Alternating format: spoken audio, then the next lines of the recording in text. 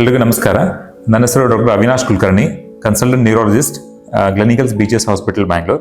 Developing ಬ್ರೈನ್ಗೆ impact ಮಾಡೋ maximum impact ಬರೋದು parents and the home environment ಏನಿರುತ್ತೆ ಅದು ಬಿಟ್ಟರೆ ನೆಕ್ಸ್ಟ್ ಬರೋದೇ ಸ್ಕ್ರೀನ್ ಟೈಮ್ ಇಂದ ಬರುತ್ತೆ. ಹಾಗಾಗಿ ಸ್ಕ್ರೀನ್ ಟೈಮ್ನ ಎಷ್ಟಾಗುತ್ತೆ ಅಷ್ಟು ಲಿಮಿಟ್ ಮಾಡಿದ್ರೆ ಒಳ್ಳೇದು. ಇವಾಗ ಸ್ಕ್ರೀನ್ ಟೈಮ್ ಜಾಸ್ತಿ ಆದ್ರೆ ಏನಾಗುತ್ತೆ, ಎಷ್ಟು ಸ್ಕ್ರೀನ್ ಟೈಮ್ ಇರಬೇಕಂತ ಕೇಳಿದ್ರೆ ಹಾರ್ಡ್ಲಿ ಗೈಡ್ಲೈನ್ಸ್ ಪ್ರಕಾರ ಹೇಳಿದ್ರೆ 30 minutes to 1 hour screen time for somebody who is up to 4 ರಿಂದ 5 ವರ್ಷವರೆಗೆ ಇರೋರಿಗೆ. ಅರ್ಧ ಗಂಟೆಯಿಂದ 1 ಗಂಟೆವರೆಗೂ maximum screen time per day is recommended. ಅದಕ್ಕಿಂತ ಜಾಸ್ತಿ ಈಸ್ ನಾಟ್ ರೆಕಮೆಂಡೆಡ್. ಒಂದು.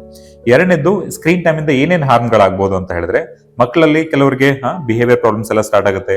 ದೇ ಸ್ಟಾರ್ಟ್ ಬಿಕಮಿಂಗ್ ಅಡಮೆಂಟ್, ಅಂದ್ರೆ ತುಂಬಾ ಕೋಪ ಮಾಡ್ಕೋತಾರೆ, ಅಂದ್ರೆ ಹೇಳೋದೆಲ್ಲ ಕೇಳಲ್ಲ, ಮತ್ತೆ ಅವ್ರದ್ದು ಲರ್ನಿಂಗ್ ಎಫೆಕ್ಟ್ ಆಗುತ್ತೆ, ಲ್ಯಾಂಗ್ವೇಜ್ ಎಫೆಕ್ಟ್ ಆಗುತ್ತೆ, thinking process, intelligence, creativity.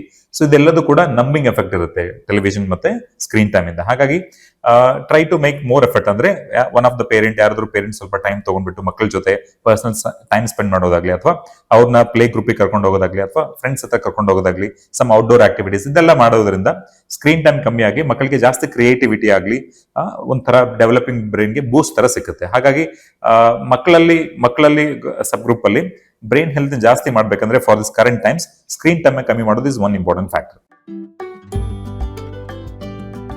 Medicine Made Simple. Powered by Glen Eagles Hospitals,